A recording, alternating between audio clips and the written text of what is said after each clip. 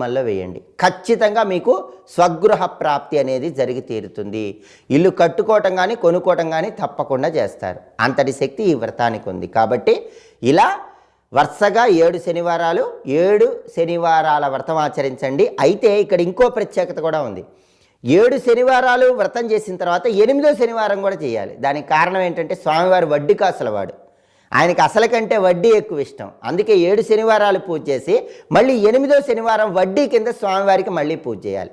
ఆ 8వ శనివారం పూజ చేసేటప్పుడు స్వామికి 8 కొబ్బరి చిప్పల నైవేద్యం సమర్పించటం, 8 అరటిపండ్లు నైవేద్యం సమర్పించటం, ఇలా 8 అంకె ఉండేలాగా చూసుకోండి.